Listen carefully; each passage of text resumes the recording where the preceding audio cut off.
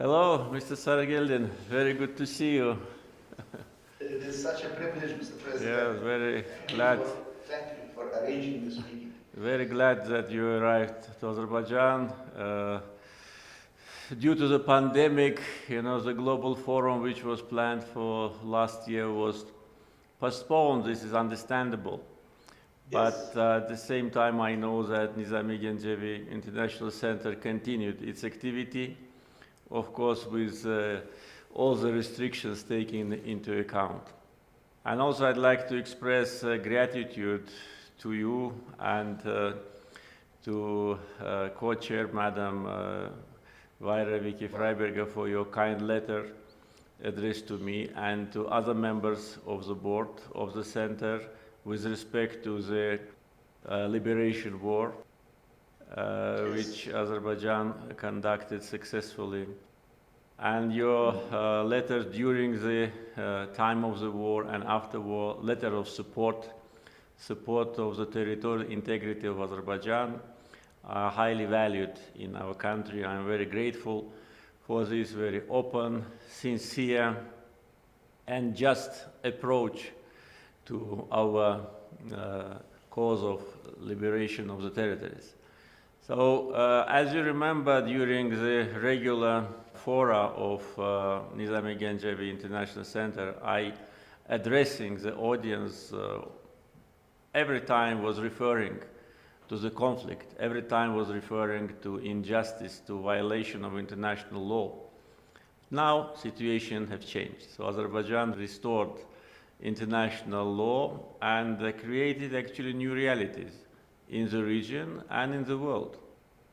And I think a lot will depend now on proper evaluation of these realities by regional countries, by big powers, in order to use this opportunity to establish long-lasting peace and stability in the region.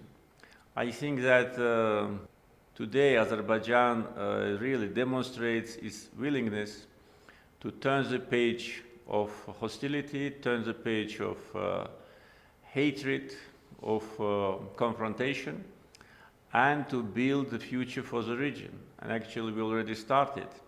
We started reconstruction, we started implementing projects which will be beneficial for all the regional countries and eventually to stability and predictability in the region. Therefore, I think all of us, we need to evaluate the new realities and planning our actions as governments, as international organizations to focus on positive opportunities of cooperation and peaceful coexistence. Azerbaijan is committed to its obligations, and during the war we behaved in a very decent way, in a very proper way of observing international norms and regulations, and after war we demonstrate I think very constructive approach. So I think that these realities will be long-lasting. Peace, which our region was, waiting for so many years, have come, and the peace must be long-lasting. I'm sure that in the activity of the center, you will also concentrate on these opportunities, on opportunities of post-war development, post-conflict situation. Nagorno-Karabakh conflict is over. It is already part of the history.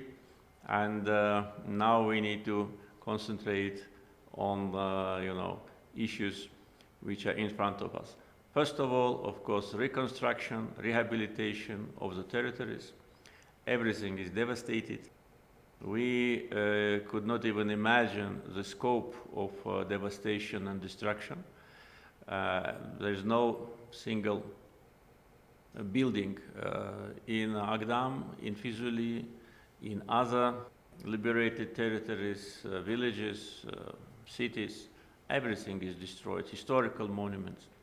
So a lot is to be done in order to rebuild. But we are committed to do it. We have a strong will to do it. We have opportunities to do it. And of course, we want international community to know the reality now more than before. Because now when foreign diplomats, international media representatives are visiting the liberated territories, I think they really see what the occupation created for our historical monuments, for our cultural monuments. So those who occupied our territories destroyed everything. So I hope that during the next events after pandemic of the center, there'll be also opportunity for members of the center to visit some of the liberated territories and maybe to organize some events there. But this is, of course, part of our future cooperation and discussions.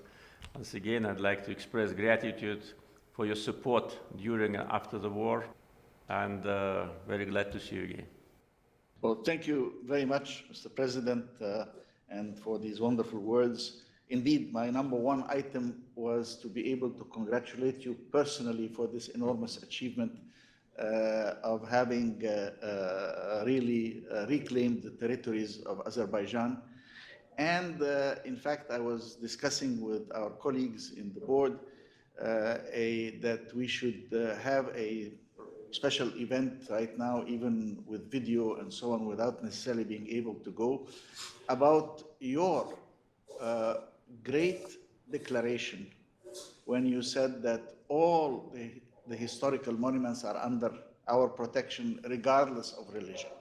And I think that's a very important thing, and we can probably get it better known by bringing institutions that are involved in the protection of cultural heritage, like UNESCO, World Monument Fund, the Getty, etc., into a discussion around your declaration. So, because that will be a model for people to say the victor is not just magnanimous, but there is, as you say, we want to turn the page and promote regional peace. And one way of dealing with that will be the issues of the cultural heritage, which tend to be sensitive issues that are used by some people to heat up the passions in all sides. So you have prevented that by that important declaration, and I think we can do an event on that. And first and foremost, I really wanted to congratulate you for this historic achievement. It is a historic achievement that was not even possible to your great father, Haydar Əliyev, but it was done by his great son. His great son, that was really quite an achievement. Söhbət zamanı Nizami Gəncəvi Beynəlxalq Mərkəzinin gələcək planları və Bakı Qlobal Forumunun keçirilməsi haqqında fikir mübadiləsi aparıldı.